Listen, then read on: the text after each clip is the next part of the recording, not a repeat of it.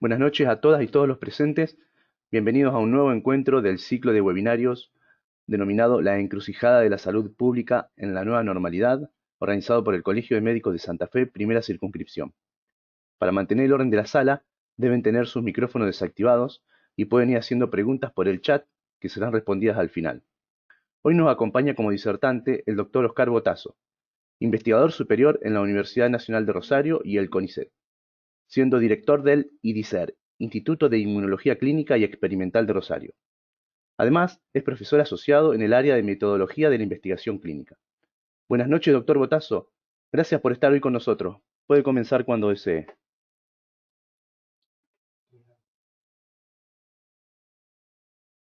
No nos estamos viendo, pero bueno, gracias por estar acá. Y bueno, un cordial saludo y un agradecimiento al querido Colegio Médico de Santa Fe y a la persona del doctor Serrano, que nos conocemos hace bastante tiempo. Y bueno, en las ocasiones previas todo era presencial y cara a cara, y uno veía el rostro de la persona que escuchaba y con eso tomaba el pulso de cómo estaba yendo la charla, pero bueno, ahora no podemos, pero bueno, sí tenemos la posibilidad de hacernos preguntas después de la exposición. Yo voy a intentar poner algunas cosas, si es posible, en su lugar. Y arrancamos con esta pintura de Picasso que describe bastante bien lo que es un enfermo, ¿no? Es un desposeído.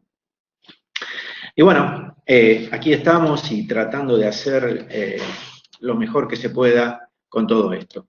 Lo primero que les quiero contar, cómo es esta historia del conocimiento científico que se tuvo que mover bastante en estos días, ¿no? Desde COVID, desde el 7 de enero que se aisló el virus y se vio de qué se trataba. Y bueno, tenemos un problema que hay que delimitarlo, hay hipótesis, se diseñan y se realizan estudios, se analiza y todo esto se realimenta. Esto cae adentro de una comunidad científica que ya viene con un paradigma, no nos toma de buenas a primeras. Hay nuevos conocimientos, nuevos problemas. Nunca el conocimiento resuelve todo, una parte, y generalmente plantea preguntas que antes uno no tenía.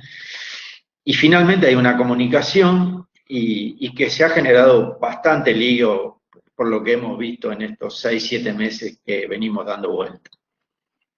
Yo esta noche solo les quiero recordar que gracias al conocimiento científico y que a la medicina le vino de perillas, uno puede describir una enfermedad, después puede explicarla y finalmente, si es posible, predecir, que es todo lo que busca un paciente cuando va al médico. Bueno, doctor, usted me dijo lo que tengo, me dijo por qué lo tengo, y ahora qué hago, doctor, porque yo vine acá para ver qué se puede hacer, y bueno, finalmente está la predicción. De modo que hay un conocimiento descriptivo, explicativo, analítico y predictivo, y eso es medicina. De los otros características no nos vamos a ocupar esta noche porque llevaría demasiado tiempo. Sí les quiero hacer un ejercicio para que quede claro. Si yo digo, bueno, ¿qué es eso? Bueno, eso es un teclado, no hay ninguna duda. Bien. ¿Y esto? Ah, bueno, eso es un violín. Bueno, pero también podría ser una viola da braccio, porque es un poco más ancha que el violín, pero una viola en las orquestas puede ser. Y él dice, no, ese es un clarinete. Bueno, había un instrumento en la Edad Media que se llamaba la dulzaina, que era un poco más encorvado, pero se le parece. Este es el anillo de Watson y Crick del ADN de la publicación de Nature de 1953. Y esto corno es.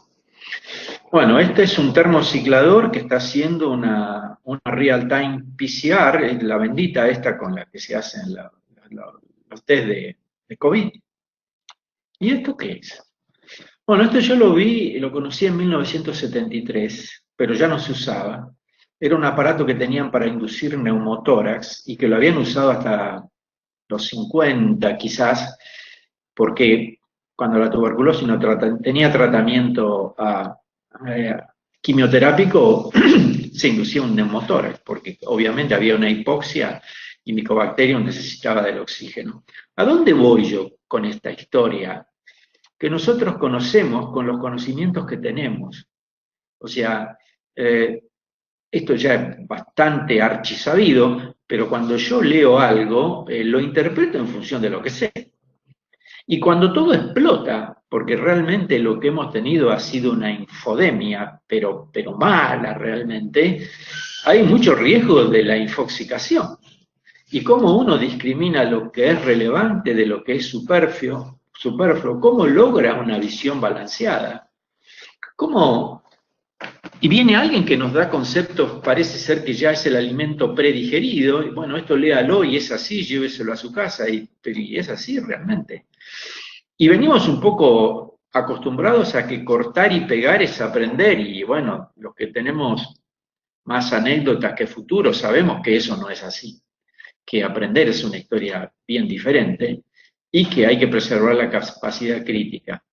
Y que a veces cuando aparece un solo saber, y bueno, y ahora gana los medios, porque bueno, y apareció en los medios, en Twitter, y qué sé yo, todo lo que da vuelta, y cuando nadie entiende realmente de qué se trata, de lo que se habla, se crea algo que los epistemólogos llaman ignorancia basada en la ciencia, a partir de algo que es muy puntual y que la gente no es bien bajado, no se entiende. Y traigo este chiste de Daniel Paz que me pareció fantástico, ¿no? Cuando da vuelta todo este fenomenal lío, la hija le dice al papá, es una noticia falsa, pero ¿cómo va a ser falsa si es lo justo lo que yo pienso? Y bueno, y ahí se arma este berenjenal. Yo creo que estos 6 meses ilustran perfectamente lo que nos ha ocurrido. Bien, entonces uno dice, bueno, yo soy médico y tengo que trabajar, y cómo hago, y esta historia, y qué me dicen, y de la evidencia, y encima está la vedette de la medicina basada en la evidencia, y entonces yo le traigo algo acá que salió hace ahí en mayo, en una revista buena que sale los lunes a la noche, el Annals of Internal Medicine, que es una muy buena revista, y que ellos dicen, bueno, el clínico tendría que tener la estrategia PICO, P de paciente, de qué tipo de enfermo se trata, I de intervención, C de comparador, cuáles son los tratamientos alternativos en consideración, y outcome, la O desenlace, qué resultado, desenlace uno quiere modificar, ¿no? O sea que el pico vendría a ser 4 patas de una mesa que yo tengo que tener en cuenta cuando estoy enfrente de esta historia donde no tengo tanta evidencia acumulada. Bueno, yo digo, bueno, me manejo con pico, qué suerte, lindo. Sí, pero el tema es que pico es cuando uno tiene mucha evidencia de años. Doy un ejemplo, la cardiología, por ejemplo, ¿no? De modo que la medicina basada en la evidencia realmente se hace cuando uno hace ensayos clínicos aleatorios terapéuticos, pero hay muchas otras cosas de COVID que no tienen mucho que ver con esto. No siempre en una pandemia como esta que venimos remándola en Argentina desde marzo y en Europa desde enero, febrero, no siempre los supuestos picos se cumplen. Y lo relacionado con medicamentos y vacunas, repito, sí puede ser un ensayo clínico aleatorizado, pero otras cosas no. Y le doy esto, por ejemplo. Otras que Pico no va a contestar. La muerte de los pacientes que permanecieron en sus domicilios eran evitables. ¿Por qué se afectó la cadena de suministro de equipo de protección personal? ¿Qué papel juega la resiliencia del sistema de salud en el control de la pandemia? Pues bien, amigos míos, para esto no hay ningún ensayo clínico aleatorizado. Esto funciona con otra cosa que podríamos decir el buen olfato, por eso el título de la clase decía algo de criterios, de destrezas y de prudencia. Entonces, ante COVID aparece la teoría de los sistemas adaptativos complejos. La lógica de la medicina basada en la evidencia, la meta es alcanzar certeza y previsibilidad en lo seca. ¿Para qué? Para decir, bueno, este tratamiento es el mejor, esta vacuna es efectiva, esta no lo es. Y todo eso da un trabajo, pero obviamente, si uno dice, bueno, yo tengo este ECA en tal lugar y dónde lo hicieron. Miren, por ejemplo, el estudio Recovery de Exametazón. Bueno, está hecho en Reino Unido. Reino Unido vale para todo el planeta. Bueno, en tanto nos parezcamos a esos pacientes, prendamos la vela de que sí, pero a veces no es el mundo real.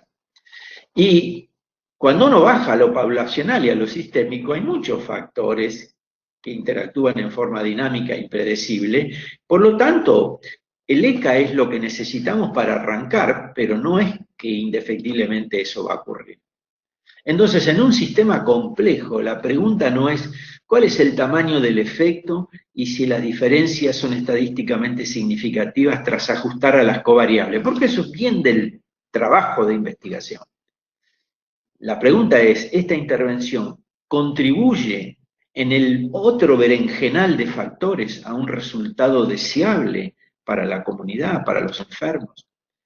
Entonces, el ECA es muy bueno para reducir las incertidumbres, mientras que hay otros diseños no aleatorizados que tienen que ser adoptados en lugar de tolerados, siendo necesario un enfoque más matizado para evaluar la utilidad de los distintos tipos de evidencia, porque si no, no hay ECA para todos. Si vamos a decir, no, pero nos vamos a basar exclusivamente con los ECA, hay muchas cosas donde el ECA no existe, y entonces, ¿qué hacemos?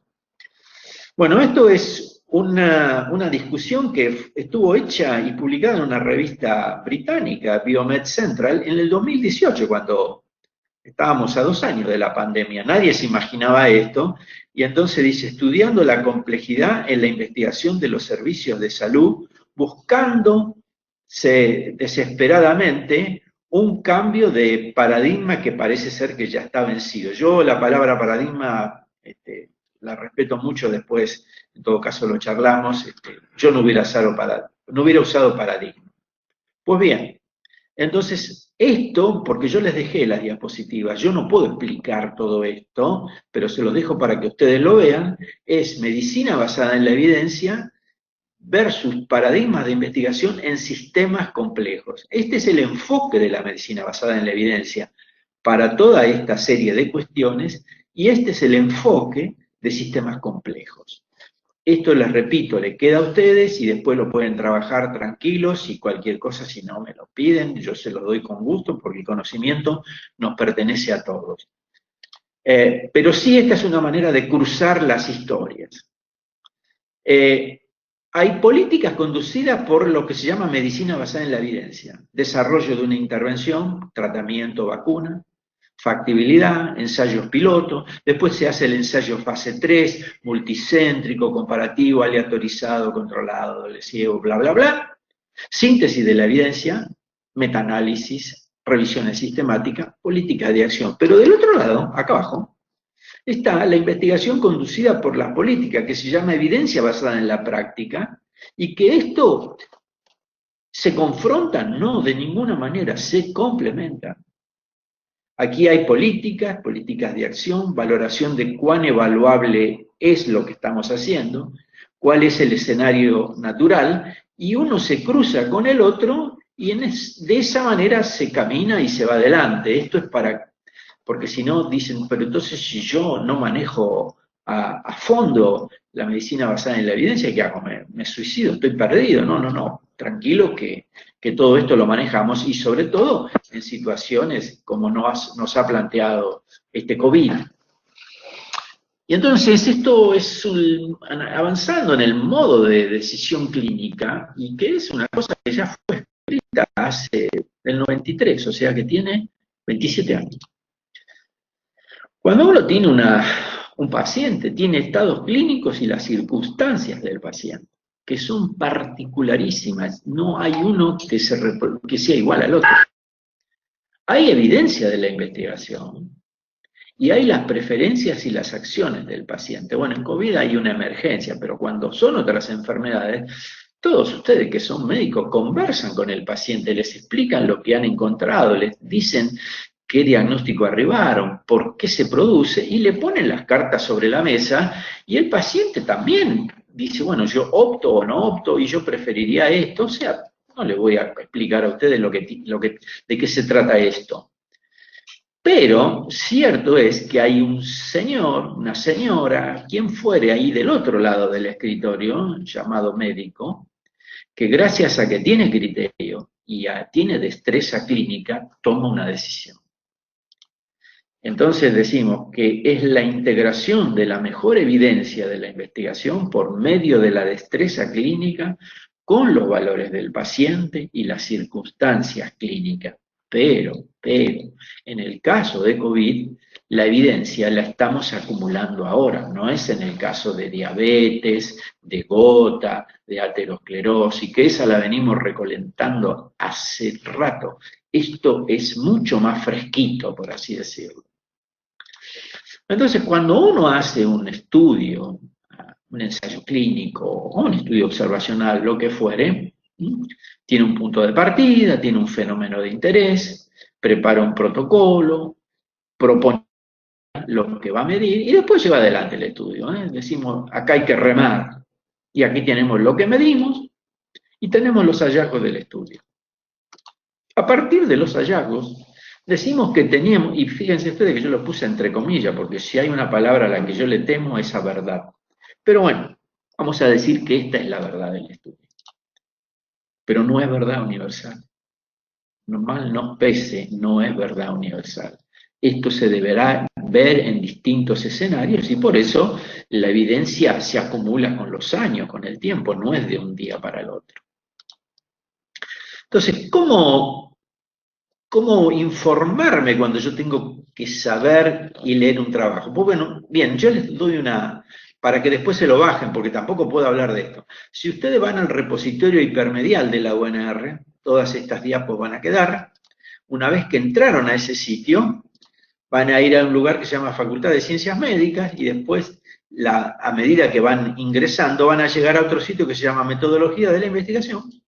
Y de ahí yo me permito sugerirles esto, que yo lo tuve que escribir para los residentes, porque desde hace unos 20 y pico de años yo tengo que dar estas asignaturas en colaboración con otras colegas de la Facultad de Medicina, una de ellas la doctora Pesotto, a los residentes. Y aquí está un libro free que es disponible para todos, aspectos básicos para la realización de una investigación clínica, ahí está el sitio para acceder.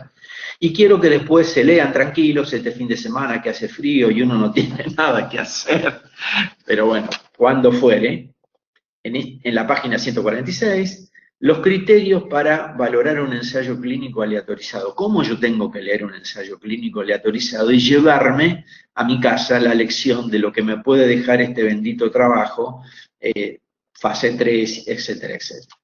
No nos podemos ocupar ahora porque eso lleva mucho tiempo. Entonces decimos, bueno, yo leo los ensayos clínicos, digo, bueno, y con esto voy armando la evidencia. Pero la evidencia en líneas generales deriva de múltiples fuentes.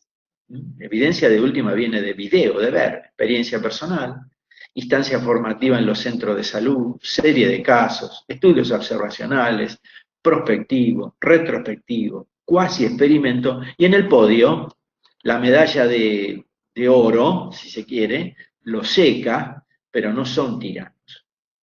El ensayo clínico aleatorizado es lo mejor que tenemos, pero después hay que ver si se dan en distintos ámbitos, porque vieron cuando uno hace un metaanálisis que es un análisis conjunto de muchos ensayos clínicos con el mismo medicamento para ver si en todos los lugares da lo mismo o la cosa está complicada. De modo que la respuesta a si los estudios terapéuticos en tal o cual enfermedad son confiables no es dicotómica. Se trata de una escala, van subiendo, van aprobando, y en la medida que va pasando el tiempo uno tiene más confianza. Pero sí coincidimos que la provisión de cuidado de calidad requiere cuanto menos una práctica acorde con la mejor evidencia disponible en ese momento. Insisto, en el caso de COVID, la evidencia la estamos recolectando hoy. Y la evidencia va escalando peldaños, sobrevienen nuevos consensos con los consabidos disensos. Y por eso uno va a un congreso y dice, pero tal cosa cambió, ¿viste? Y bueno, sí, porque la ciencia no es estática, sino dinámica. Entonces, en COVID-19, epidemiología, ¿no? Que viene de epi sobre demos, sobre el pueblo. Bueno, esto no es una epidemos, es una pandemos, pan todo, está sobre todo el pueblo, ¿no? Y bueno, y hubo que tomar decisiones en situaciones inciertas, después podemos hablar, qué sé yo, enfermos catastróficos, los tromboembolismos, el síndrome hemofagocítico, pero todas cosas que ya habían surgido de otro lado. ¿Y qué estrategias metodológicas entonces? Bueno, se revisa el conocimiento previo con la experiencia de eventos similares, monitoreo de la pandemia y modelación de su propagación, fuentes de datos útiles y evaluación del riesgo de sesgo, y estudios en tiempo real de lo que fue la aparición de COVID. Ayer, no, a ver, hoy es viernes. El miércoles salió un estudio en una revista americana muy interesante, el Journal of Clinical Investigation, de un agente de Johns Hopkins que pusieron a un análisis de 5.000 pacientes que recibieron plasma de convalecientes. Con lo cual, está bien, no es un ensayo clínico, pero una revisión de 5.000 pacientes tratados con esto no es poca cosa. Y bueno, apuntar a predecir de manera óptima números y velocidad de propagación, todo lo que estamos viendo ahora que a veces es realmente una parafernalia. Pero bueno, al lado de esto que vamos conociendo, que es la vertiente epidemiológica, hay que hacer algo con esta gente, ¿no? ¿Qué, cómo, cuándo y dónde? Y bueno, ahí tenemos, no sé qué le pasó. Doctor, Esperen que voy hágale un aquí. clic, No, así no, que... no, ahí le doy de nuevo, ahí le doy de nuevo. Lo están viendo ustedes, ¿verdad? Sí, ahí, sí, lo estamos viendo. Póngalo como presentación nomás. Sí, pero se trabó el tema de presentar, por eso. Pero no ha de ser algo del webinar, sino algo de mi máquina, quizás. Mira, voy a ver acá. Bueno, vamos acá. Si quiere, A ver si puedo volver, cierre el ¿eh? PowerPoint y vuelva a abrir si quiere. No, no, pero de aquí si ustedes lo ven, yo sabés qué puedo hacer, es agrandar acá, pero tampoco me obedece, ¿eh? Espérate, espérate. Vamos ahí, y ahí lo ven bien. Pienso que lo ven bien. Sí, se ve bastante Bien, bien. entonces, se ven bien. Entonces, valorar éticamente la aplicación de herramientas, la negociación riesgo-beneficio, el momento más oportuno para intervenir, cuáles son las variables de impacto, intervenciones ad hoc, distanciamiento social, equipo de protección personal. De todo esto, algo ya se recolectó, fuerzas de las recomendaciones y toma de decisiones bajo la incertidumbre, ¿no? Bien,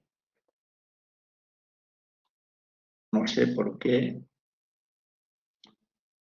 Bien, entonces, ¿cómo es un ensayo clínico? Pues un ensayo clínico tiene esta estructura, fíjense ustedes. Si es un ensayo clínico terapéutico, la gente que uno incluye son enfermos. ¿Y qué lo asigno? ¿Al grupo nuevo o al grupo control que tiene el tratamiento estándar o el placebo? Los grupos tienen que ser casi iguales, muy comparativos, y lo que tiene que ser distinto es el tratamiento y las condiciones en que vamos a medir totalmente controladas. Y después hacemos las comparaciones. Si nos da diferencia, y siendo los grupos parecidos y todo bajo control, podemos decir que esas diferencias que nos dieron se deben a que uno recibió tal cosa y el otro la otra. No hay duda de esto. Bien, ahora, ¿cuál fue el primer ensayo clínico? Pues el primer ensayo clínico se hizo en 1948 con la streptomicina en pacientes tuberculosos. Fíjense ustedes lo que hubo que hacer en 1948, porque no había tratamiento para la tuberculosis.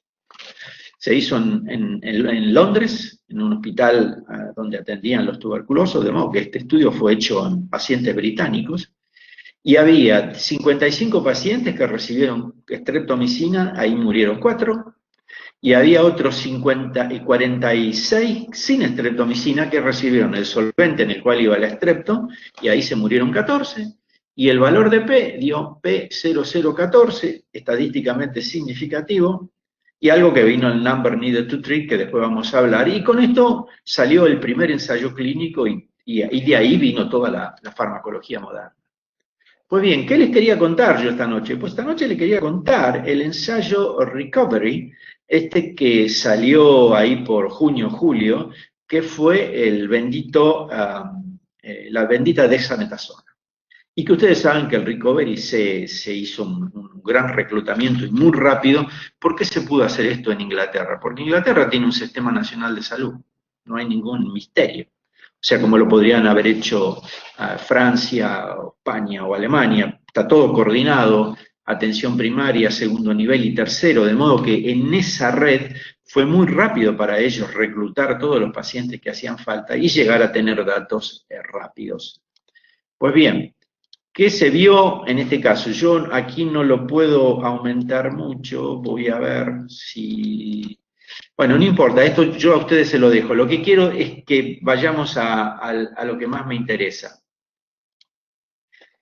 Si ustedes ven acá, esto se llama las benditas curvas de Kaplan y Mayer, que la que está en rojo es dexametasona, la que está en negro es el control. Y aquí ustedes ven que las curvas se separan, ¿y esto qué significa? Que hay un grupo que muere menos. ¿Y qué grupo muere menos? El que tiene dexametasona. Lo mismo se da en estos que tienen ventilación mecánica, en estos que tienen nada más que solo oxigenoterapia, y en estos que no reciben nada. En estos no hay grande diferencia, o sea que la diferencia está en los ventilados y en los que están sometidos a oxigenoterapia. Y uno dice, bueno, está lindo el cuadro, ¿no? Está bien, sí, fenómeno. Pero en la medicina basada en la evidencia hace falta tener algunos datos. Esto está publicado en el New England, salió ahora un mes y chirolas, y yo les quiero llevar a este gráfico que es más fácil para entender, para que ustedes entiendan cómo asimilamos la evidencia. Yo tengo de las personas que están ventiladas, 324 con DEXA, se mueren 95, y 683 que no tienen DEXA y se mueren 283. De modo que el riesgo de muerte en los que tienen DEXA es 29.3% y en los que no tienen DEXA 41.4%. ¿Yo qué hago con esto? Hago esto, saco el number needed to treat, el número necesario a tratar. Y yo digo, la reducción de riesgo absoluto de 41.4 a 29.3 es 12,1. Entonces divido 1 por 12,1, lo multiplico por 3, ¿y qué me dice? Que cada 8 pacientes que les doy DEXA se va a morir uno menos. De los ventilados. Y si lo hago en aquellos que solo están con oxígeno, bueno, tengo estos datos y hago así el mismo ejercicio, 23.3 de mortalidad en los que tienen DEXA, 26.2 en los que tienen el control. Obviamente todo esto tiene un fenomenal significado estadístico, pero cuando saco el number needed to treat, para los que solo están con oxigenoterapia, es mucho más alto, 1 en 34.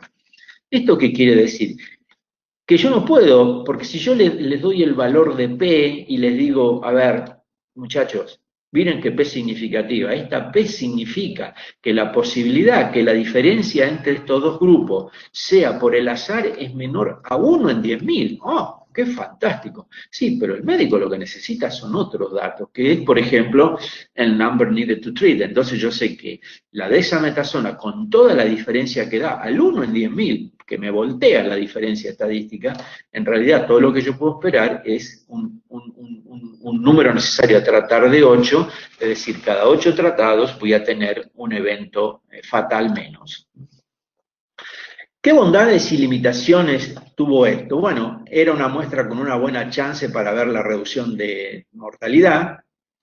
No se tuvieron datos en cuanto al desenlace final del estudio en un 28% de los participantes porque se hizo rápido. ¿Por qué? Porque la gente quería saber si la dexametasona podía ser útil. ¿Por qué queríamos saber esto? Primero, porque es un corticoide y puede frenar toda la tormenta de citoquinas y es muy barato, pero también le temíamos a que no aumentara la replicación viral y no se nos escapara la liebre, ¿no? Y después, ¿en qué muestra se hizo? Bueno, se hizo en una muestra donde 24% eran diabéticos, 27 tenían cardiopatía, 21 tenía EPOC y el 56% tenía una comorbilidad. De modo que es algo que nos puede servir a muchos de nosotros, atento a dónde fue llevado a cabo el ensayo clínico. Entonces yo digo, bueno, fenómeno, tengo el ensayo clínico y vi que hay un number needed to treat de 8 y en otro caso de 33. Esa es la realidad, bueno, es la realidad del ensayo clínico, ¿qué quieren que les diga? Mirar selectivamente y desarrollar una hipótesis a veces excluye parte de la realidad porque eso termina restringiéndose a lo que yo medí y el objeto aislado no es lo mismo que en su contexto. Y bueno, para estar seguro si la dexametasona es realmente tan efectiva, pues yo tendría que hacer, como ese ensayo de recovery, muchos otros, a ver, en Australia, en Japón, en China, en Latinoamérica, en África, y después lo junto todo en un metaanálisis y veo por dónde está pasando la cosa, ¿no? Entonces, lo que yo tengo que tener cuidado es que no se inmiscuya un elemento de ficción, y obviamente si hay una ficción, si eso es bueno o no, va a depender del que está en el medio, llámese investigador, científico, lo que fuere. Entonces, esto acaba de salir en el European Journal of Epidemiology y escrito por un señor Lipschitz, que es un investigador de Harvard. Y fíjense lo que dice este amigo Lipschitz. Los científicos de las distintas disciplinas tendrían que trabajar juntos para mejorar la salud pública y no confundir una tendencia profesional o alguna regla general de tal o cual área en un principio epistemológico inquebrantable. Fantástico. Todos deberían apoyar la recolección rigurosa de evidencia, especialmente para las intervenciones más costosas y disruptivas, y en la medida en que los científicos se identifiquen con una escuela filosófica que los predispone a descartar completamente ciertas formas de evidencia, eso debe ser superado. Lo traigo, muchachos, porque lo dice un señor que es un capo ahí en Harvard, no es Juan de los Palotes, ¿no? Sí comprometámonos a utilizar todas las fuentes posibles de información a nuestra disposición para obtener conocimiento e informar decisiones que siempre se toman bajo incertidumbre, nunca tanto quizás como en estos tiempos. Lo traje porque realmente hasta me complacía leer este tipo de cosas. De modo que uno, ante esta pandemia, siempre existió la idea de que la ciencia y la filosofía íbamos a ascender para llegar a lo uno, a la verdadera realidad, la sólida y permanente. Y ahí arriba había un sabio instalado en lo real que encarnaba la verdad y ejercía legítimamente el poder. Pues bien, mal que nos pese, esto no va más. Esto no existe, no hay un poseedor de la verdad, nadie eso lo tiene, y con COVID lo hemos aprendido. Y lo que hay es una multiplicidad de hechos diferentes, contingentes, y la ciencia que intenta no meternos en el caos, tratar de poner orden en esto y separar las cosas y decir, bueno, esto es lo que estamos teniendo, prendámonos de esto porque es lo mejor que hemos conseguido de momento y por ahí sigamos, y mientras tanto sigamos acumulando mejor evidencia. Todos ustedes son médicos, han ejercido, yo también lo ejercí un par de décadas y después me corrí a otro escenario, y uno dice, ¿qué es la medicina? Bueno, la medicina es practicabilidad con resultados palpables, hay conceptualización, hay intervención, hay monitoreo de resultados, hay refinamientos de teorías, hasta que se arma algo que se llama la construcción de la verdad médica, pero a veces, más que la verdad médica, a veces hay como un régimen de verdad que hasta casi amordaza. Con lo cual, hay una probabilidad de distorsión por ese mismo régimen discursivo que parece ser que viene ahí bajado de los cielos. Y bueno, la ciencia empieza lentamente a hacer su trabajo, a roer, a terminar con toda esta historia, y el mismo método identifica las inconsistencias, las paradojas, y vienen las benditas y necesarias rupturas. Tenemos que dejar cualquier esperanza, como dice en La puerta del infierno de la Divina Comedia. Bueno, la noción del todo perfecto, de solución definitiva, difícilmente es alcanzable. ¿Hay una forma correcta de hacer una cosa? Bueno, las decisiones clínicas deben ser científicas y técnicamente correctas y moralmente buenas. Y esta fusión del bien técnico y moral se efectúa en interés de una persona que es vulnerable, ansiosa y dependiente. Y he traído un concepto de dos personas a las quienes yo, bueno, ya no están, ¿no? Pero que respeto mucho, Edmund Pellegrino y Tomás Mann, ¿no? La medicina es claramente un dominio de actividad distintivo y distinguible como ciencia, arte y praxis. Comprende un conjunto de cuestiones filosóficas legítimas y preguntas que derivan de la naturaleza única, única, que es el encuentro clínico. De modo que, ¿qué hacen los médicos? ¿Qué le voy a contar a ustedes que ya no lo sepan? Pues ustedes son los grandes cuidadores, ¿eh? Los seres no solo tienen sus cuerpos, sino que también son sus cuerpos. No solo tienen su enfermedad, sino que su enfermedad es una respuesta a su propia existencia. La enfermedad no es un simple evento negativo a la espera de ser eliminado del mundo por la intervención tecnológica. También es una ocasión para reconsiderar y mejorar la existencia. Y si la medicina es vista como una respuesta técnica, su única regla es la eficiencia, lo cual nos aleja de cualquier posibilidad de dar sentido a todas las situaciones en las que no podemos sanar ni curar, pero sí cuidar. Y entonces las palabras no son inocentes, y cuidar viene de coidar, y que está relacionada a cogitar, a pensar. Si yo tengo que cuidar, tengo que tener atención, esfuerzo, dedicación y pensar en eso. En cambio, curar por cuidar también, fíjense ustedes, mejorar, sanar, recobrar la salud, pero también relacionado con cuidado. Sanar y curar pasaron a ser equiparables y a cuidar lo dejamos a un costado. Yo no sé si porque a la medicina le daba más prestigio sanar y curar que cuidar, pero creo que es hora de que pongamos las cosas en la debida balanza y recuperar posiciones de cuidado. De modo que no necesitamos ser ni románticos nostálgicos, ni teóricos escépticos, ni engreídos vanidosos. Más bien, en esta contingencia, un pragmático cauteloso, consciente de los alcances de nuestro conocimiento y creencias, abiertos a nuevas posibilidades y a veces atento a visiones desobedientes. Les doy muchas gracias por esto y disculpas porque en algún momento no anduvo bien el power, pero bueno, son las contingencias de este tipo de cosas. Y bueno, estamos abiertos al intercambio, a lo que yo le pueda contar.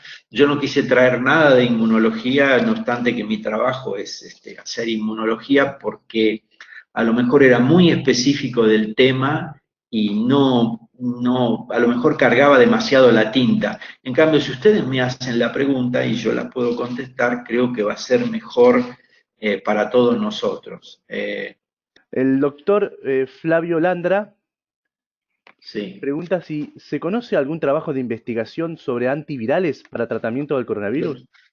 Sí, lo estamos esperando desesperadamente. No, lo que hay es Remdesivir, que viene de ébola, y Caletra, que fue Lopi y Ritonavir.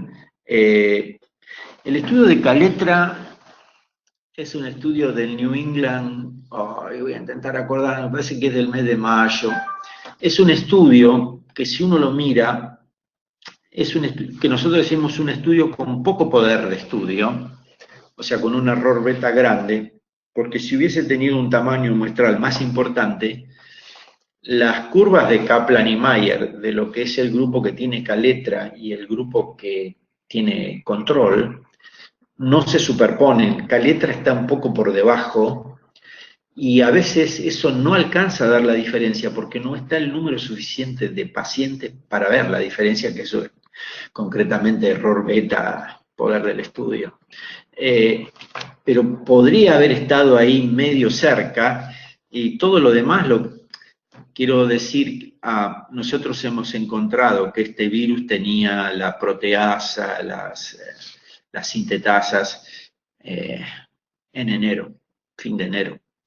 De modo que lo que se está haciendo es reposicionamiento de fármacos por toda una cosa que se hace en este momento, pero después, cuando uno tiene más o menos armada la cosa, hay que terminar en un ensayo clínico y muchas de estas cosas se están haciendo, pero todavía no tenemos datos y es algo que uno realmente habría querido tener, pero bueno, cualquiera que sabe lo que han sido los virus y las estratagemas que ellos emplean, quizás esté antes la vacuna que los antivirales. Yo hubiera preferido enormemente tener un antiviral porque es un fenomenal hachazo que uno le da por la cabeza en el momento que lo pesca, pero todavía no tenemos eso. Es una pena, pero bueno, estamos con 7 meses.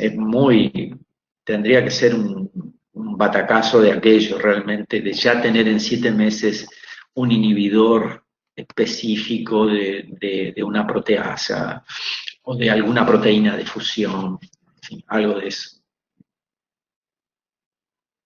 No sé si le contesté, Flavio, la pregunta, pero bueno, me repregunta cualquier otra cosa. Sí, les digo que hoy salió una, una revisión en Nature, cuántas vacunas hay en este momento estudiándose, 324, lo cual es una cosa de locos. Pero bueno, todos sabemos que los que están más cerca ahí corriendo en el hipódromo con chance de ganar la carrera serán 6 o 7. Y bueno, esa es lo que estamos esperando y digamos que tenemos a una futura mamá que ya está en el 8.º mes y todo el mundo está esperando esto que falta para ver si se da un parto razonable y le hace lo que queremos decir una buena eficacia, ¿no? Bueno, eso es lo que estamos esperando, no, mucho más no les puedo contar, pero bueno, lo que hay, salió hace 2 días en el New England una fase 1-2 de otra vacuna que también están testeando en Estados Unidos, que son, una es por el adenovirus transfectado con la proteína que codifica para la espícula, y después está el ARN mensajero, y después están las inactivadas, las vacunas clásicas. Pero bueno, los ensayos más avanzados son los de los chinos, los de Oxford, y ahí un poco por detrás Moderna en Estados Unidos y Pfizer un poco más a nivel internacional. Después está SmithKline French, GlaxoSmithKline y otros, y Johnson Johnson están ahí. Pero bueno, no, estamos esperando todos este tipo de cuestiones. Muchas gracias, doctor. Ahí entró otra pregunta del doctor Enrique Oscar. ¿Qué opinión de la vacuna oral que se estudia en Córdoba? Sí, yo soy amigo de Hugo Luján, así que los dos lo conocemos de CONICET. Hugo Luján es una persona muy seria, es un muy buen investigador. Uno en las vacunas tiene una fase preclínica, que es generalmente ratones, hámster, cobayo, conejo, y después tiene que saltar a la fase humana. El doctor Luján ha trabajado siempre en algunas proteínas que son muy buenas para resistir la digestión que se da por el pH bajo en el estómago o las peptidasas que hay en la luz intestinal. De modo que si uno pone al antígeno con esta estructura, puede obtener que ese antígeno llegue hasta la mucosa intestinal y poder inmunizar y tener este tipo de cosas. De modo que eso es una estrategia interesante. Lo que hay que hacer después se llama el escalado. Y para hacer el escalado y atravesar la etapa de animales a seres humanos, ahí lo tengo que decir con todas las letras, ahí hace falta mucho dinero. Porque ahí la cosa se pone complicada, las agencias, las regulaciones, hace falta mucha inversión y probablemente ahí deba estar el problema que lo aqueja al doctor Luján, ¿no? Porque ahí sí hace falta una gran inversión, que es lo que exigen las vacunas, y por eso si uno mira quiénes la están haciendo ahora, es gente que digamos que problemas de cuenta corriente no tiene. Y bueno, y hay otros que obviamente tienen grandes financiaciones, que son, por ejemplo, Moderna, que está trabajando con una vacuna de ARN mensajero, está subvencionado por el Sistema Nacional de Salud de Estados Unidos, por el NIH. Obviamente que ahí hay muchos dinerillos para poner encima de eso ¿Qué es lo más parecido que podríamos tener nosotros a un emprendimiento? Lo digo entre comillas, público. Eh, pero bueno, es una cuestión de financiación, es mucho dinero. Cualquiera que haya trabajado, ha llevado, ha participado en alguna investigación farmacológica sabe que ahí hacen falta muchos pesitos y ese es el principal problema, como yo lo veo, ¿no? Eso es. No sé, Enrique, si le contesté lo que usted me pregunta y si no me vuelvo al ataque nomás. Muchísimas gracias, doctor. Y el doctor Arturo Serrano comenta, Sí, eh, Peter Kravanek decía que la medicina es una disciplina empírica basada en métodos diagnósticos y terapéuticos complementados por la tecnología, lo cual corre el eje y lo pone más humano. sí, la medicina, yo, la medicina tiene algo de arte y tiene algo de ciencia, pero lo que no es definitivamente es una ciencia. La medicina es un acto humano. Y un acto humano se nutre de la disciplina biomédica. O sea, a ver, ninguno de nosotros va a venir a desconocer lo que aportó la anatomía, la histología, la fisiología, la anatomía patológica, la farmacología y todas las disciplinas en las que se desgranan. Nadie desconoce eso, pero todos sabemos que cuando hay un enfermo y de un lado y un médico del otro, es un tete-a-tete de dos personas, de dos seres humanos. De modo que hay alguien que conoce y puede manejar, pero hay toda una relación empática humana que es muy curativa de por sí. Eh, el paciente sale y dice, me ha visto un doctor, me han explicado, he entendido. Cualquiera de nosotros sabe que eso es así. De modo que hay un conocimiento científico que le ha dado una gran mano a la medicina para hacer mejor su trabajo, pero después hay un componente humano que es inexorable y quien no lo quiera ver realmente me parece que yo le aconsejaría que cambie el rumbo rápidamente porque va a tratar con personas. Una persona que está enferma, está quebrada en lo físico, en lo psicológico y en lo axiológico. Y bueno, todo eso es la cuestión así. Ahí veo la pregunta de, está bien que la inversión es ahora, pero el dinero que costará la vacuna no es menor. Sí, sí, claro, sí, sí, por supuesto. Sí, yo estoy totalmente, a ver, yo hago investigación y yo hago yo trabajo en universidades públicas y estoy en la universidad y en el CONICET. Nosotros necesitamos que nos subvencionen. Nosotros nos cuidamos mucho de poner la palabra subsidio, porque la gente cuando subsidio cree que cobramos planes, por favor, lejos de nosotros. Nosotros recibimos subvenciones para poder hacer estudios en pacientes o a veces en animales. Y sí, obviamente que la inversión es una cuestión viejísima, sí.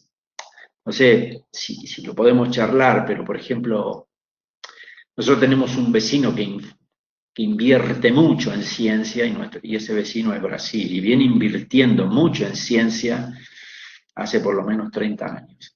Y entonces si uno va a San Pablo y mira la Universidad de San Pablo, el campus de San Pablo y ve la ciencia que hay ahí adentro y dice, ah, pucha, acá han puesto dinero y bueno, y los resultados están ahí, ¿no? Pero bueno, es una historia larga que llevaría, podríamos quedarnos horas hablando de esto, sobre todo porque yo en esto tengo 4 décadas invertidas de mi vida y con muchos traspieces y a veces muchas horas dolorosas. Así que una larga historia.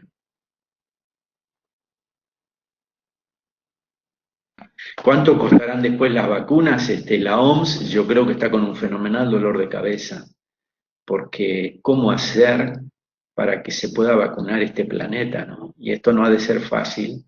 Y yo creo que la OMS tiene que hacer algo como para salir un poco mejor parada, porque muy bien no le ha venido pasando con esta pandemia y ojalá puedan, y bueno, pues que se dé, ¿no? La doctora Celeste Correa, Sí, una pregunta. Componente humano de la relación médico-paciente, ¿cree que se está trabajando y formando desde la universidad? Doctor, disculpe, Celeste, hay... aclaro que esta pregunta entró por el canal de YouTube, por eso no se ve en el chat. Ah, bien. Y hay gente que lo está intentando, doctora. Hay gente que lo está intentando, más o menos. Algunas cosas, yo me recibí en 1977, así que tengo varios años dando vuelta en esto. Le puedo asegurar que cuando yo estudiaba, esto no era así. Y bueno, hay intentos muy honrosos de poner esta situación sobre el tapete y formarnos en eso. Lo que ocurre es que nosotros fuimos muy formados, al menos yo, voy a hablar por mí, en lo ascético de la medicina, ¿no? Una medicina ascética, habría que ser bien formado, académico, bueno, toda esta historia. Y lo otro que no era tan ascético, sino la vertiente que tenía más que ver con el etos, parecía que uno no le llevaba la atención, hasta que de tanto darse la cabeza contra la pared, uno dice hay que buscar por otro lugar, y lo empezamos a buscar desde otros lugares. Y bueno, hay algunas cosas que uno las terminó viendo después que habían pasado muchos años en la profesión, y cuando uno la vio, queda como un reproche, ¿por qué no me lo enseñaron antes? Pero bueno, así fue la historia, ¿no? ¿Qué va a ser? Emilio, ¿usted cree que la única salida es la vacuna o ve otra salida? De momento, hasta no tengamos los antivirales, la vacuna lo que nos va a hacer, Emilio, es acelerar la inmunidad de rebaño.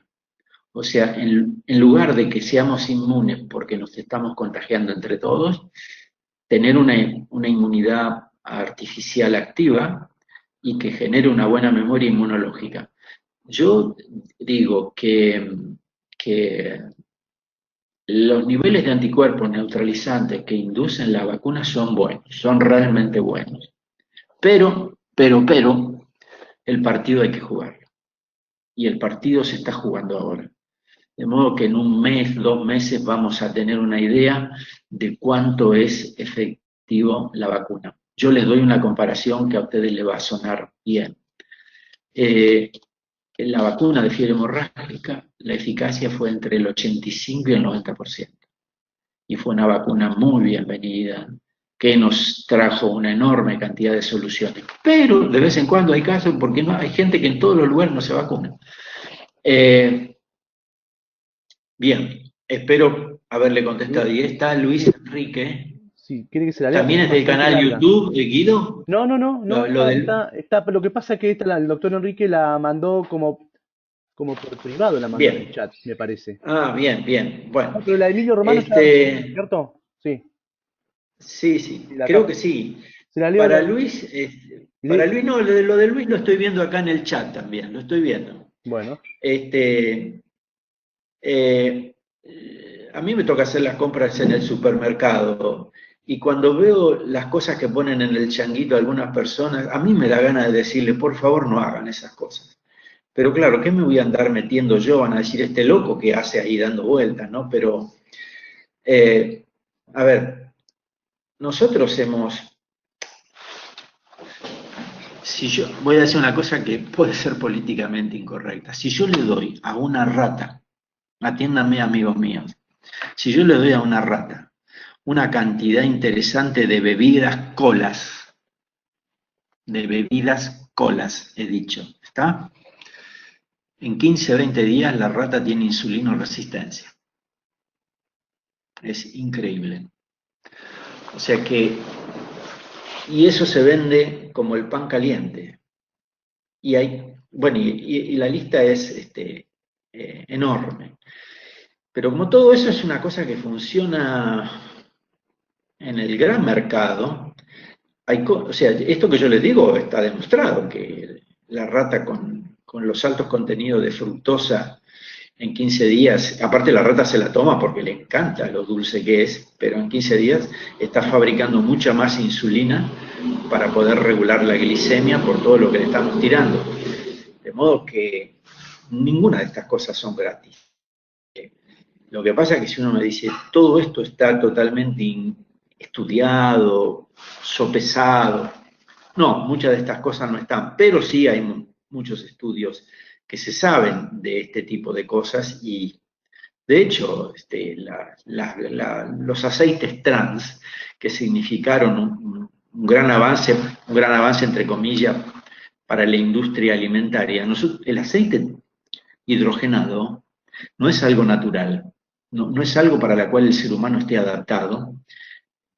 Lo más parecido a las margarinas, después cuando se solidifican y permiten hacer las tortas, los budines, todo ese tipo de cosas, pero esos aceites hidrogenados son fenomenalmente heterogéneos. Y uno dice, ¿y por qué siguen dando vuelta? Y no sé, vea, yo preferiría que se coma una medialuna de grasa, porque la grasa animal nosotros venimos carroñando de hace por lo menos 3 millones de años, de modo que con eso sí sabemos qué hacer, pero con el aceite hidrogenado no. Y bueno, y uno dice, ¿por qué esto da vuelta? Y yo la verdad que no lo sé, ¿qué quiere que le diga? Pero preferiría que no. De modo que después tendríamos que entrar con algo que se llama, no me quisiera ir muy del tema, pero si entramos en esto vamos a entrar en uno de los grandes problemas de nuestra época, que es el bendito síndrome metabólico. Y el síndrome metabólico, que tiene toda la parte cardiovascular, por así decirlo, se lleva bastante bien con la prediabetes o la diabetes porque precisamente está ligado a un fenómeno que se llama un cuadro inflamatorio basal exacerbado. Por eso en COVID los diabéticos no les va tan bien porque ya largan con una respuesta inflamatoria por encima de lo que tienen los otros y eso es una desventaja. Y bueno, el síndrome metabólico tiene que ver con el sedentarismo, todo lo que quiera, pero con algunas cosas que deberíamos dejar de comer rápidamente, sí, no me cabe la menor duda de eso. Pero no creo que sea tan fácil cambiar todas estas cosas que, que han arraigado en casi cuestiones culturales, son realmente terribles, ¿no? Pero bueno, a veces uno se siente incluso uno se lo dice a alguna gente, dice, uy, pero este tipo realmente es un amargo de aquello. Pero no, uno le está tratando de hacer ver que hay cosas para las cuales nosotros no hemos evolucionado para estar adaptados a eso. En este momento, cuán larga es la mano para llegar a la góndola del supermercado, a veces es un fenomenal peligro. No quiero poner más nombres a alimentos, pero insisto, a veces uno tiene adelante de uno en el changuito cosas que le diría al Señor, vea Señor, no lo lleve a su casa, trate de no usar más esas cosas. Pero bueno, a mí me falta el coraje para decirlo, lo admito. Quizá debería abrir mi boca, pero bueno, ¿qué va a hacer? Muchas Ahí gracias. veo otra Sí, pregunta. déjeme, Sí. doctor, por favor, déjemela leerla porque como está siendo grabado, así nos queda el registro del audio también de la... Ah, perdóname, No, Guido, no, no, léala, mijo, no hay léala, problema, léala. no hay problema. Las coloco acá por las dudas, por si alguien no la entiende, que se Bien, quede, digamos, pero bien, bien. tengo un Sí, comentario sí. del doctor Arturo Serrano. Él dice, el descrédito de la OMS, sobre todo por los conflictos de interés evidenciados en las anteriores pandemias de gripe porcina y aviar, nos hace ser escépticos ante las últimas recomendaciones. Y sí, y la verdad que no han hecho un buen papel, Arturo. Lamentablemente da mucha pena, pero hay gente en la OMS que dijo una cosa y a los 2 días se desdijo. Y yo dije, bueno, renunciará, porque aparte es gente que no está cobrando una menudencia. Y no, acá no renuncia nadie. Y bueno, y realmente y hay gente que en Europa dijeron, le haremos caso a mucha gente, menos a los muchachos de Ginebra. Yo creo que en este momento incluso deben estar bastante preocupados como para hacer algo que recomponga imagen, ¿no? Porque realmente no salieron bien parados. Es una gran pena porque uno dice, en otra época estas eran las instituciones señeras ante los cuales todos nos rendíamos y etcétera, etcétera. Y sin embargo ahora la cosa está muy complicada. Incluso No sé si han leído ustedes una carta que salió, puede haber sido el lunes o el martes, una carta que le firma un médico muy encumbrado de Estados Unidos, se llama Eric Topol, y que se la manda a algún amigo de Trump y a otro ahí que está en el Instituto Nacional de la Salud. Es una carta explosiva. Eh, y uno dice, pero esta pandemia se va a llevar puesto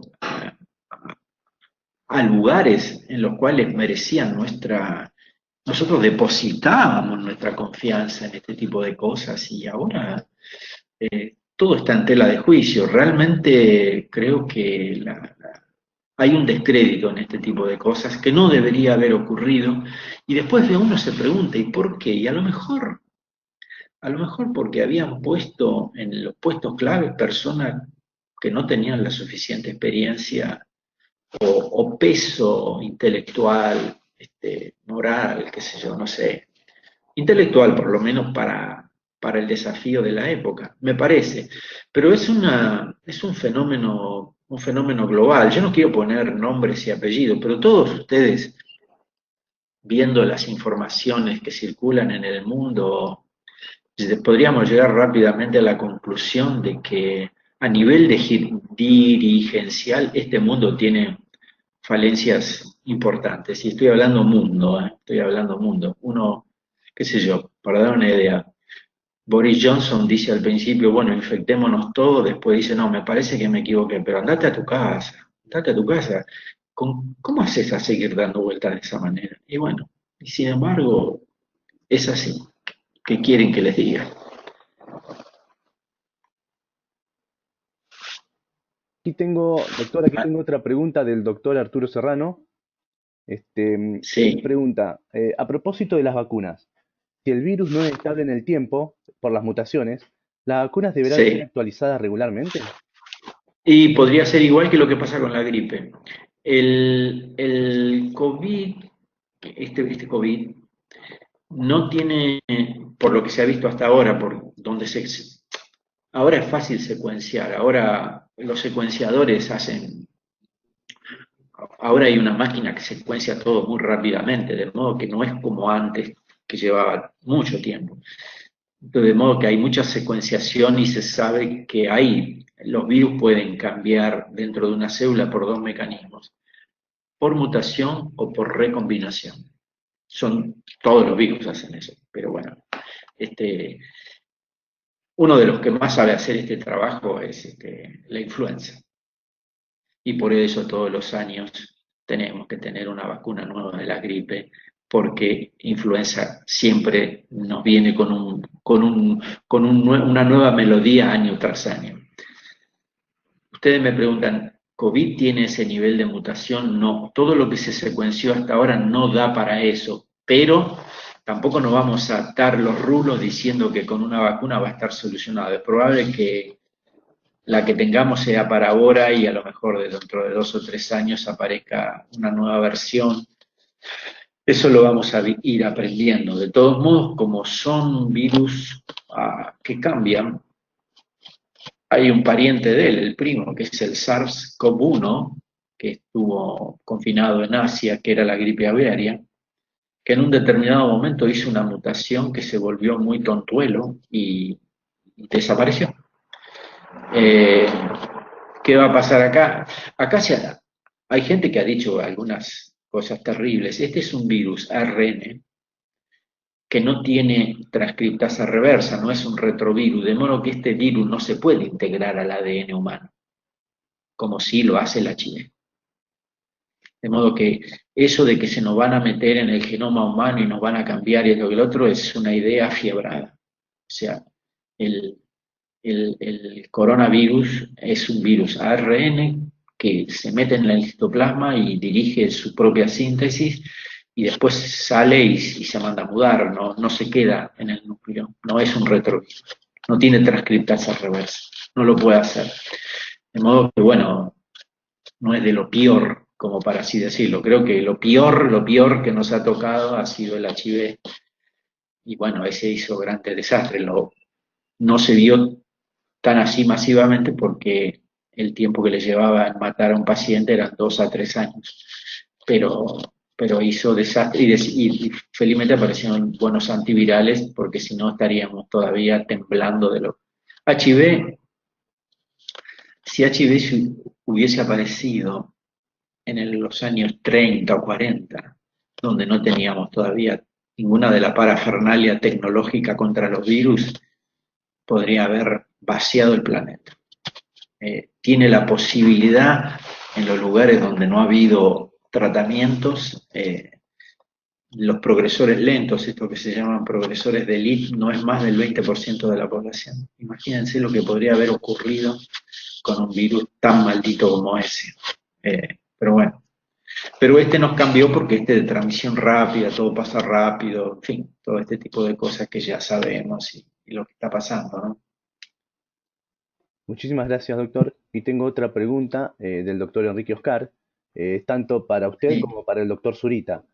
La pregunta es, ¿esta pandemia realmente puede mejorar la existencia? De cada desafío uno sale siempre mejor.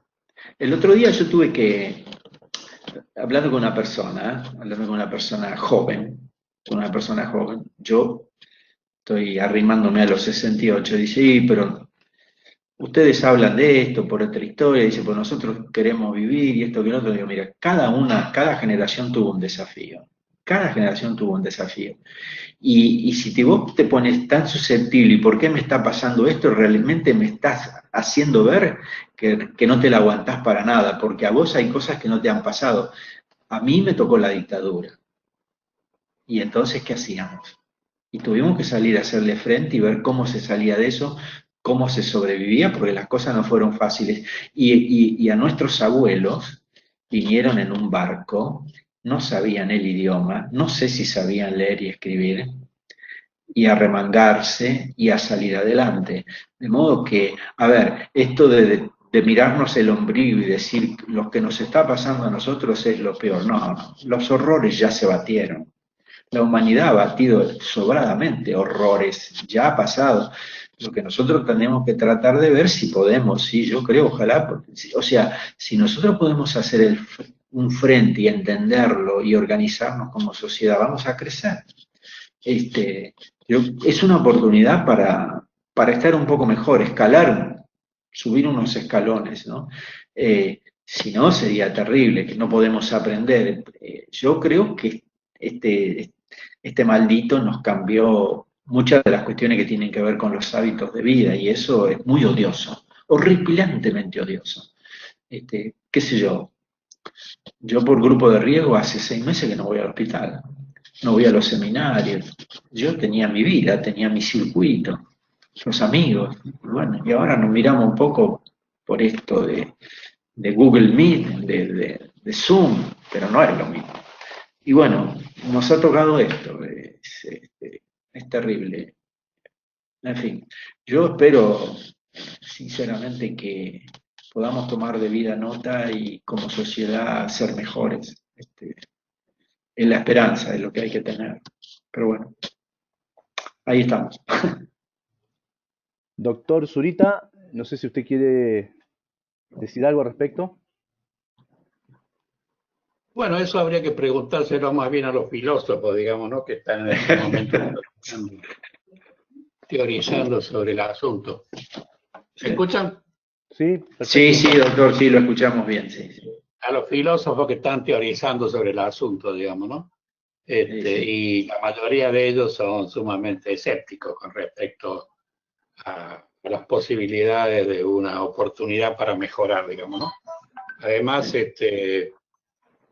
los que están involucrados, ya hay suficiente literatura sobre los que están involucrados en el convenio para fabricar la vacuna AstraZeneca, Oxford acá en la Argentina, como para que también desconfiar de las intenciones que tienen.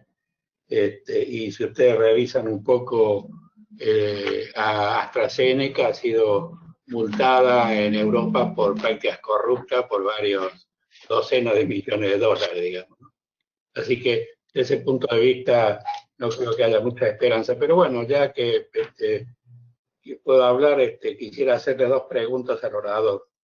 Una referida a esta relación de 10 casos desconocidos de infección por cada caso conocido, que los ministros están empezando a citar con frecuencia, y ayer apareció en una editorial de British Medical Journal, y también con respecto a la posibilidad de que los coronavirus comunes tengan inmunidad cruzada, lo que podría en gran parte explicar este fenómeno de caída de la curva con 5 o 10% de personas infectadas, digamos, ¿no?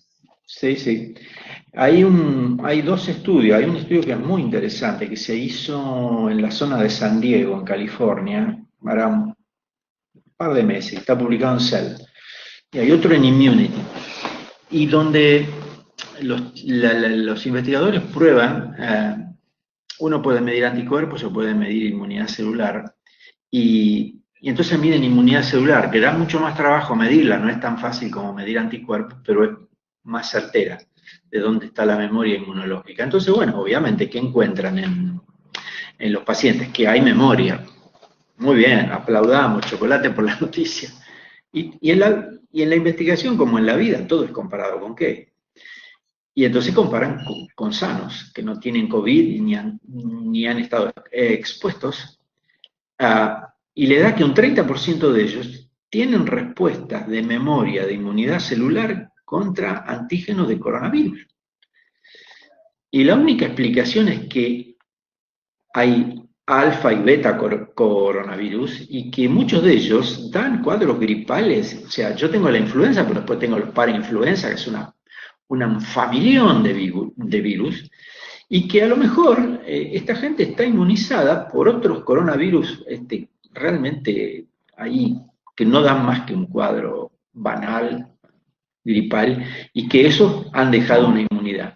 Lo que ha ocurrido en Italia, por ejemplo, que ahí en este momento en el San Raffaele, donde han visto que ya no pueden seguir haciendo estudios clínicos porque ya no hay pacientes y los que hay no están graves, ¿qué puede ser? O que es difícil pensar que se haya dado justo en Italia la mutación o la recombinación y que se haya vuelto muy mansito y muy buenito. La otra es que a lo mejor, como ellos han pasado un invierno bastante fuerte, bastante duro, junto con el COVID SARS-CoV-2, entraron otros parientes a dar los cuadros gripales del invierno y que han dejado inmunizada una enorme cantidad de gente y ahora esa gente tiene una inmunidad cruzada, de modo que eso no se ve. Eso podría ser un escenario posible. Después están los otros que dicen, bueno, lo que ha quedado es la cola de la distribución de Gauss y ahora los que quedan ya son, hay una buena inmunidad de rebaño, colectiva, y por eso pasa eso. Hay miles de interpretaciones, pero lo que usted dice, doctor, sí, hay otros virus relacionados que dan una inmunidad ahí más o menos cruzada. Y bueno, sí, después lo que dice usted respecto de estos muchachos que hacen de las grandes industrias que hacen la vacuna, cada uno de ellos tiene un muerto en el ropero, de eso no hay ninguna duda. Y bueno, esto es una historia larguísima para hablar. Yo estoy del lado de la investigación de CONICET y la universitaria, o sea, no he tenido vinculaciones con esto, pero uno lo ve y lo ve de costado y se entera. Sí, es complicado, es un escenario no simple y se da en una contingencia donde hay mucha necesidad de tener algo para salirle al frente y bueno, es un escenario particularmente complicado. Pero sí, lo que usted dice es una historia, es un dato de la realidad. No sé si le contesté. La carta de Topol que usted mencionó, Sí. y él hace una advertencia, sí, en realidad, que desconfía de la seriedad con que van a evaluar las vacunas, porque han actuado demasiado a la ligera. Sí. Sí, por eso después que Topol, hay cosas que son realmente sintomáticas. Después que Topol saca la carta de Topol tiene que haber sido el lunes, bueno, o del fin de semana que pasó. Y el miércoles sale el trabajo de Arturo Casadeval, donde Arturo Casadeval demuestra que los plasmas no hacen por lo menos mal. Y uno dice, qué complicado que está, qué embarrada que está la cancha para que hay esto y aquello, y encima, yo no sé, a mí, encima esta gente el 3 de noviembre tiene que votar, con lo cual a mí se me hace que si estaba embarrada se termina de embarrar más.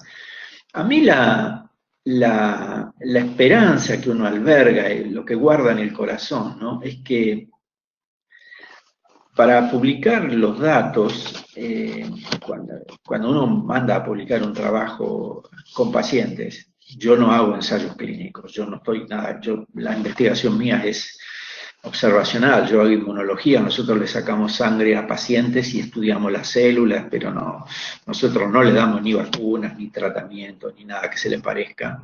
Pero a pesar de que nosotros no hacemos ensayos clínicos, si yo mando a publicar un trabajo, lo revisan el trabajo y cuando el trabajo les parece que puede ser, que es publicable, yo le tengo que mandar la hoja Excel sin el nombre y el apellido, pero después todos los datos. Y ellos van a corroborar, de acuerdo a lo que yo puse en los resultados, si yo tengo datos que están de acuerdo o que se sostienen.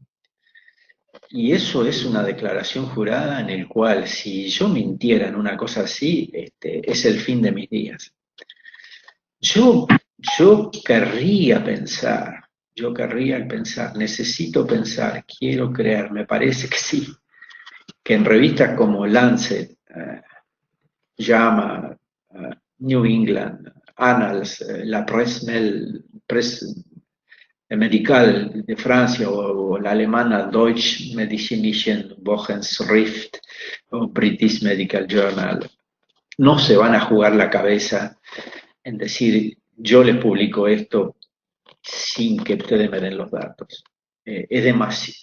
Sería para balearse en un rincón. Realmente, esperemos que no, doctor, que quiere que le diga. Pero bueno, se sabe todo esto. E incluso se sabe, por ejemplo, se sabe que de todos los ensayos clínicos que se hacen, hay un 35, un 40% que no se publica.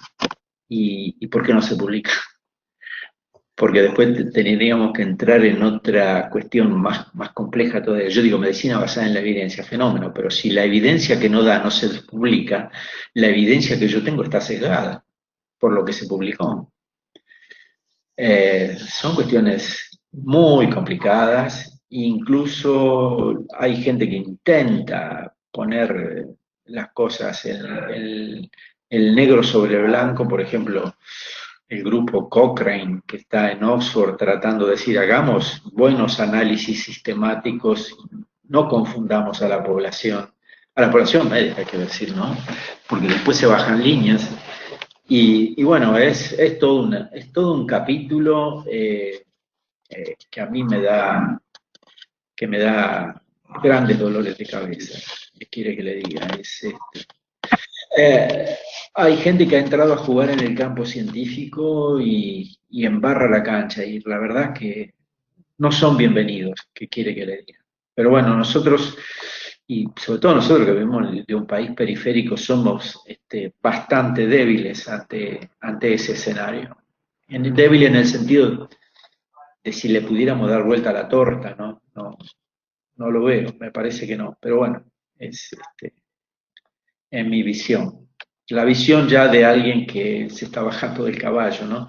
Pero bueno, de todos modos yo sigo creyendo en lo mismo que creía 40 años atrás.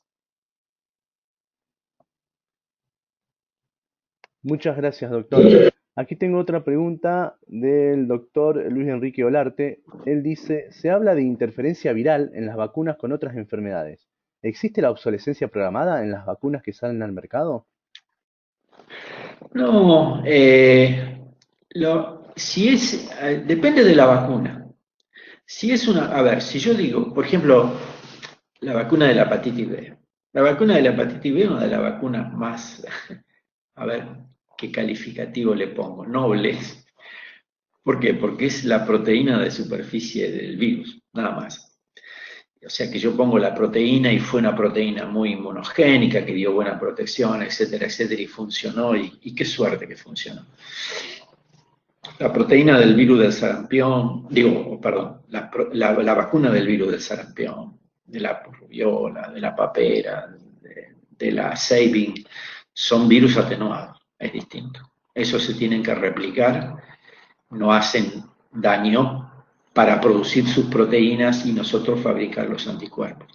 Entonces, contra una proteína recombinante o una proteína nativa y purificada, no hay posibilidad de interferencia. Ahora, en tanto, con las otras cosas, eso no está descartado. De todos modos, lo que se ha visto es de poca cuantía, de poca valía. ¿Por qué? Porque son virus que se le ha impedido, o cuando uno obtiene un virus atenuado, eso lleva vamos a hacer algo fácil de que se entienda. La vacuna de BCG. La vacuna de BCG llevó 16 años elaborarla. ¿Cómo la elaboraron Calmet y Guerin? Le ponían a un conejo, a 50 conejos, Bacillus Mycobacterium bovis, y veían qué conejos estaban menos enfermos. De ahí rescataban el bacilo de ese conejo menos enfermo y inmunizaban 50 conejos más, y de esos 50 conejos más buscaban el que menos enfermo estaban, y así lo hicieron durante 15 años, hasta que encontraron que había un bacilo Mycobacterium bovis que ya no enfermaba el conejo. Ahí dijeron, tenemos la vacuna, que después no le dio todo el resultado que querían, pero la tenían. Cuando uno atenúa, en realidad lo que hace es eso, o sea, atenuar al virus y encontrar uno que infecta pero no enferma. Eso puede cambiar en el tiempo, bueno, felizmente hasta ahora no pasó. Después viene toda la otra historia de si los virus en tanto están vivos no pueden inducir allá a lo lejos y perdidos un cuadro, un efecto adverso, y entonces van a aparecer la desmielinizante, Guillain-Barré, y yo les podría decir que países que lo han estudiado a fondo, por ejemplo, como Dinamarca o los escandinavos, y han dicho, a lo mejor uno en 1.000.000 de dosis podría haber un cuadro con alguna repercusión o un fenómeno, a ver, entre comillas, con alguna autoinmunidad. Claro, pero cuando uno dice, está bien, y es reversible, con todo el beneficio que brinda, la balanza está definitivamente a favor. Después apareció un trabajo en el año 97, creo, de un señor en el Reino Unido que lo publicó en Lancet y después tuvo que retratar el trabajo, que se llamó Andrew Wakefield, que dijo que las vacunas esas podían estar asociadas a autismo, y fue toda una mentira espantosa, y Wakefield tenía un fenomenal negocio con otro producto, por eso quería meter la cosa con la cual él estaba vinculado con la industria, y bueno, al tipo le sacaron la matrícula en Inglaterra, pero la duda que sembró todavía sigue dando vueltas, y a veces pasan estas cosas, pero para todo lo otro no hay tanta evidencia de si hay interferencia. Felizmente todos estos virus atenuados que hemos usado se han portado bastante bien, estaban bien atenuados, y porque si no, nunca, siempre uno tiene la idea de que algún virus en algún momento del ciclo se fane algún gen que le conviene. A ver, el virus de Epstein-Barr tiene un gen nuestro, que es el gen de la interleuquina 10, y obviamente que en algún momento de la evolución el virus dijo, este gen me lo llevo para conmigo, pero no todos lo saben hacer, pero cierto es que Epstein-Barr lo supo hacer. Y bueno, pero felizmente Epstein-Barr está solito, allá él, no hay tantos como él, pero que se supo quedar con un virus, con un gen nuestro que era muy bueno para su estrategia evolutiva, infectiva, sí se lo quedó. El virus de Epstein-Barr se quedó con el gen de la IL-10, que es nuestro. cómo se lo fanó no lo sabemos, pero bueno, alguna treta saben hacer y es probable que sepan algunas cosas de biología molecular que todavía nosotros no. En fin, esa es la historia. Muchísimas gracias, doctor. Aquí tengo una pregunta del doctor Flavio Landra. Él le pregunta si el CONICET tiene apoyo del gobierno para realizar trabajos, o sea, publicaciones, de investigaciones sobre el SARS-CoV-2. No, el apoyo ha venido a ver, existe el Ministerio de Ciencia, Técnica, Innovación y Desarrollo, que se llama MINCIT. MINCIT tiene un organismo que es CONICET y otro organismo que se llama Agencia Nacional de Promoción Científica y Tecnológica. Quien ha puesto el dinero es la agencia, no el CONICET. El CONICET es una institución que fundamentalmente subvenciona los sueldos de los investigadores, que quédese tranquilo que ninguno de nosotros se va a hacer rico. Son sueldos para vivir honrosamente, honrosamente, y nada más que eso. Y después la agencia es la que financia, pero los subsidios son muy competitivos, no hay, o sea, nosotros no tenemos el nivel de inversión que tiene Brasil, de eso no le quepa la menor duda. Que eso se mide generalmente de cuánto se invierte en ciencia de acuerdo al PBI, y a ver, de 100 monedas de un peso, en Argentina el sistema de la ciencia se llevará 1,50 pesos, más o menos. Es lo que nos llevamos nosotros bajo todo concepto. De modo que, y lo que uno aspiraría es tener 2,50 pesos, 3,50 pesos. Hay lugares que tienen 3, 4, 5 pesos y hay unos que tienen hasta 10 pesos. Esos nadan, esos sí que están, realmente pueden hacer las grandes cosas, pero no, nosotros de eso estamos bastante lejos. De todos modos, la comunidad de investigadores en Argentina es una comunidad no muy grande, no es tan grande. No somos tantas personas.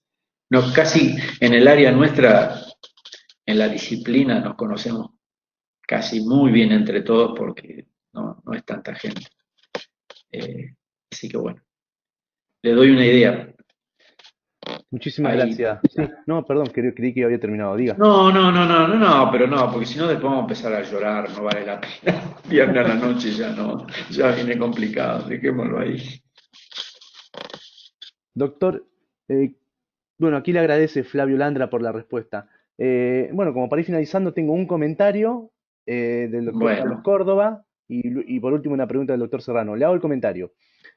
El daño que los burócratas de la OMS, con su falta de humildad, le han propinado a la humanidad es dramática y ha generado sí, la gran mayoría de teorías conspirativas y lamentablemente será muy difícil de solucionar.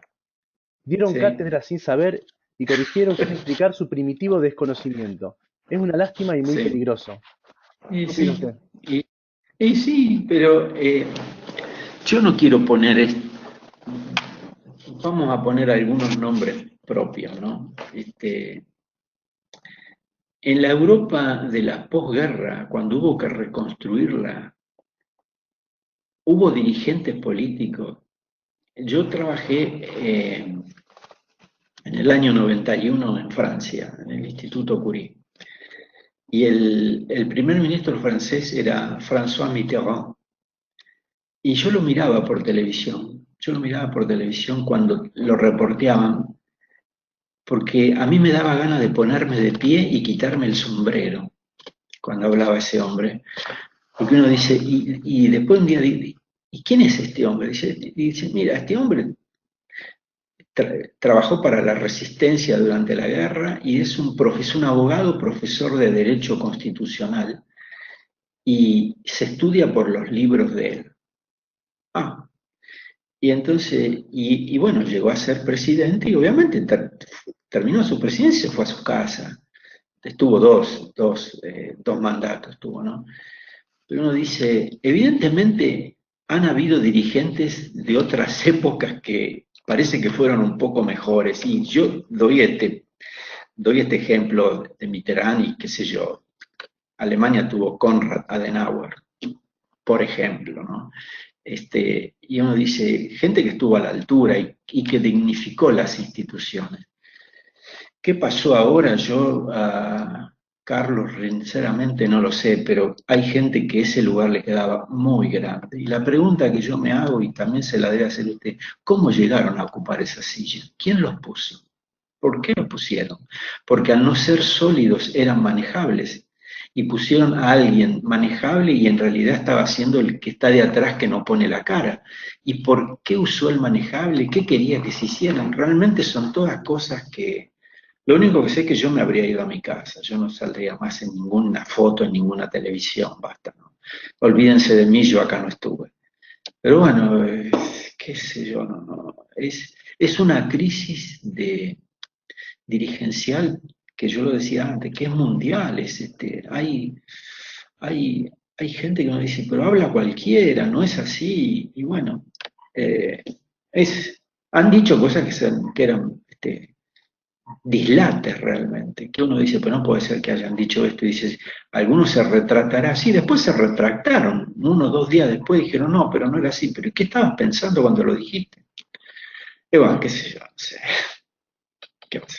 Es, no son tiempos fáciles. No debería pasar esto, ¿eh? No debería pasar, porque es una época de mucho conocimiento, de muchas redes.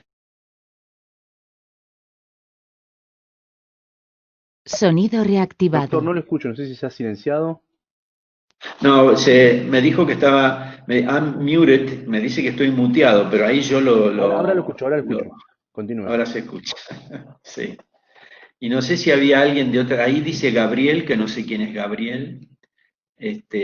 Sí, doctor, deme un segundito Y que la copio y la pego. No sé quién es yo tampoco, puso Gabriel nomás. yo estoy viendo de acá, me lo pregunta de la famotidina, Sí, sí, sí, ¿la y hay leo? otras que sí, porque cuando el virus entra, primero se une una parte de la proteína S que se llama RBD, que quiere decir Receptor Binding Domain, que se une al AC2, al receptor de la enzima convertidora. Pero eso no es suficiente para que el virus entre.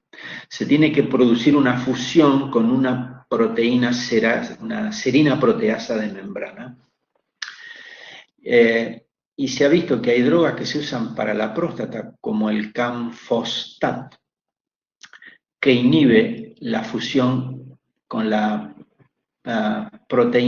serina proteasa. Entonces, ese podría funcionar como un fenomenal antiviral y al mismo de lo que está contando ahí de la famotidina. El tema es que hay que hacer el ensayo clínico. Y bueno, y ensayos clínicos hay muchos. Tienen más rápidos, van a acumular datos, si tienen casos, son los europeos. ¿Por qué? Porque tienen sistemas nacionales de salud. Para ellos es más fácil hacer. Estados Unidos, no digo que es Argentina, pero tiene un sistema privado y bueno, un sistema público que, bueno, no, poco, ¿no? Pero donde hay buenos sistemas nacionales de salud, todos los enfermos están en un solo lugar, entonces es mucho más fácil probarlo. Y bueno, qué sé yo, estamos ahí, Gabriel. Yo creo que los países deberían tener sistemas nacionales de salud como las democracias, como las socialdemocracias europeas. De eso estoy totalmente convencido. Yo lo conocí, lo comprobé in situ y no hay con qué darle. Pero yo al menos seguro que no lo voy a ver en Argentina. Muchas gracias, doctor. Y la última pregunta que tengo, deme un segundito, por favor. Sí. Aquí es el doctor Arturo Serrano. Yo aquí se la pego. Él le pregunta si asegurar la universalidad y acceso a vacunas y o antivirales, ¿será posible en este mundo globalizado? Bueno, Arturo, si la OMS quiere recomponer su imagen, tienen que ser el garante de esto. Y si no, que se vayan a la casa, por favor. que se valgan. Porque si no pueden, esta es la manera de recomponer la imagen de ellos. Decir, yo voy a salir al frente y voy a asegurar esto, porque si realmente no puede pasar esto, ¿y qué están haciendo? A ver, como decimos nosotros acá en Argentina, pero entonces, ¿qué está? ¿Pintado, macho? ¿Qué es esto? ¿Cómo es la historia? Tenemos que asegurarlo, porque si no, no sé, si no, como venía la pregunta de antes, ¿esta pandemia va a servir para crecer en algo? Bueno, si no puede ser eso, realmente somos duros de aprender realmente. Sí, yo creo, como dice el doctor Zurita, no somos, el ser humano, bueno, lo dijo Freud, ¿no? Lo dijo sobre el final de su vida, ¿no? A fin de cuentas, de tanto estudiar, me doy cuenta que el ser humano puede ser una gran decepción. Esperemos que no, esperemos que poder remontar un poco, no sé, pero bueno. Yo creo que la UOM tiene necesidad de reposicionarse y salir un poquito más airoso de esta contienda. Ojalá que sí, porque si no será para volver a separar a la gente. De todos modos, hoy salió, a mí me llegan todos los días las alertas de las revistas y hay dos grandes, pero una es Science y otra es Nature. Y hoy salió el alerta de Nature de hoy. Dice así, ¿no? Qué paradoja, India va a ser el país que más dosis fabricará y está en duda si podrá vacunar a todos sus habitantes. Bueno, mira, el título es, por favor, qué mundo complejo. ¿Cómo es posible creer que el mundo podrá seguir siendo mundo como querramos si seguimos separando a la gente de esta manera? Pero bueno, no sé, uno lo mira y lo que uno puede hacer es relativamente tan poco, pero por lo menos darse cuenta de lo que es y bueno, y decirlo en los escenarios donde le toca, qué sé yo, no sé. Nosotros somos un país en el cono sur con 40 millones de habitantes, que gravitamos tan poco, lo que nosotros podamos decir, no sé hasta dónde se escucha, pero bueno, por lo menos alguien lo dice, qué sé yo, no sé. Entre todos, en fin. Muchísimas gracias, doctor. No tengo más preguntas, lo que sí tengo son muchos agradecimientos. María Fernanda Gradilone dice un placer escucharlo, tan claro siempre. Carlos Córdoba también, es un placer escucharlo y beneficiarse además de su gran capacidad de escuchar. Arturo Serrano, excelente disertación, muchas gracias.